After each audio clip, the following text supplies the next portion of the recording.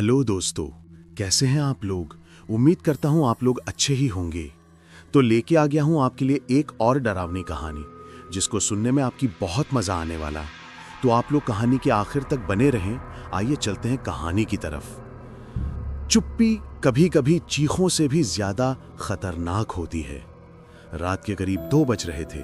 पहाड़ों के ऊपर बादल ऐसे मंडरा रहे थे जैसे अंधेरा खुद किसी का शिकार करने निकला हो। एक पुरानी वीरान बस सड़क पर खामोश खड़ी थी। उसके अंदर साया सा अंधेरा जमा हुआ था। बारिश की ठंडी बूंदें शीशों पर ऐसे बज रही थीं जैसे कोई अंदर बंद हो और बाहर निकलने की कोशिश कर रहा हो। उस बस में सवार थी एक लड़की, अनन्या। वो अपनी सहेलियों के साथ ट्रिप पर निकली थी, लेकिन रास्ते में बस खराब हो गई। ड्राइवर बोला कि वो मदद लेकर आता है और सबको बस के अंदर ही रहने को कहा। सब धीरे धीरे नींद में डूब गए, लेकिन अनन्या को नींद नहीं आ रही थी। उसे महसूस हो रहा था कि बस में कुछ और भी है, कोई जो सांस नहीं लेता फिर भी जीवित है।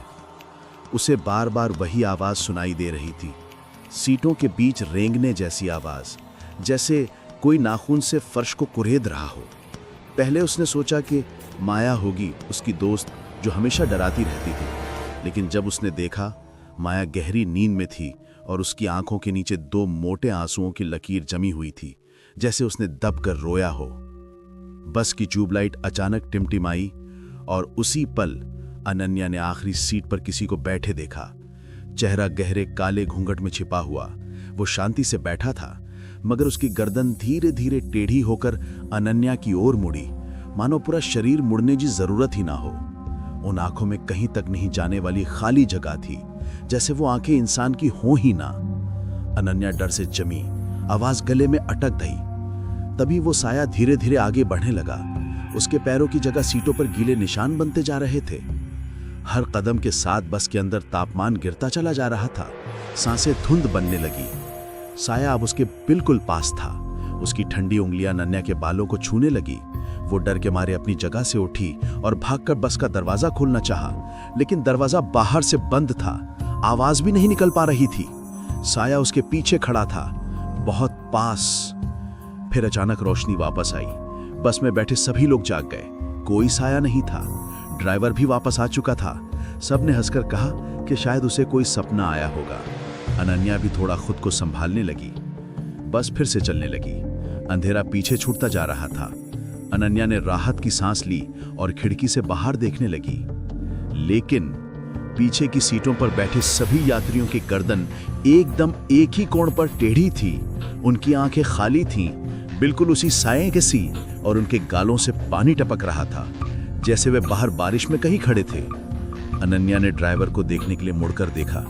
ड्राइवर मुस्कुरा रहा था, लेकिन उसकी मुस्कान बहुत लंबी थी, इंसानी हड्डियों से भी ज्यादा।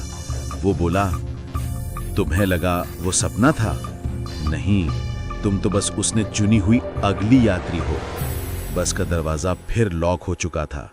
अनन्या बाहर निकलने की कोशिश कर रही थी, लेकिन उसे कोई रास्ता सूझ नहीं रहा था।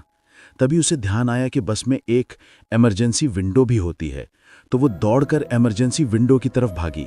बस में जितने साए थे वो भी उसकी तरफ बढ़ने लगे। बस भी तेजी से आगे की तरफ भाग रही थी। जब तक आए अनन्या के पास पहुंचे, तब तक अनन्या ने खिड़की का गेट तोड़ा और चलती बस से कूद गई। बस से गिरते ही उसका सिर पत्थर से जा टकराया तो वो बेहोश हो गई।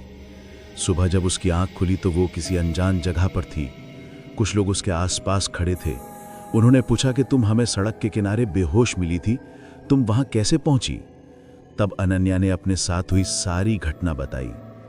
तब उन लोगों ने अनन्या को जो बताया, ये सुनकर अनन्या की रूह कांप गई। उन लोगों ने बताया कि उस रास्ते पर कई छलावे रहते हैं जो वहां पर आने जाने वाले लोगों को ऐसे ही छलकर मार देते हैं। मरने से पहले वो आदमी अपने आप को उसी बस में पाता है। दरअसल बात ऐसी कि कुछ साल पहले उस रास्ते पर 30 लोगों से भरी एक बस का एक्सीडेंट हो गया था। उसके बाद से वहां के सारे मरे हुए लोगों की आत्माएं भटकती हैं। तुम कैसे बच गई, ये ताज्जुब की बात है। तुमने हिम्मत दिखाई और उस बस से बाहर निकलने में सफल हुई, इसलिए तुम शायद बच गई, और हो सकता है कि तुम पर तुम्हारे पूर्वजों का आशीर्वाद हो। यह सब सुनकर अनन्या बहुत डर गई। फिर उसने अपने पूर्वजों का और उन गांव वालों का धन्यवाद किया और फिर वापस अपने घर आ गई और अपनी नॉर्मल जिंदगी जी रही है। तो दोस्तों, ये थी आज की एक भूतिया कहानी कैसी लगी कमेंट करके ज़रूर बताएं। वीडियो पसंद आई तो वीडियो को लाइक करें, चैनल को सब्सक्राइब करें। मिलते हैं अगले वीडियो में, तब तक के लिए अपना ध्यान रखें, खुश रहें। जय श्री राम।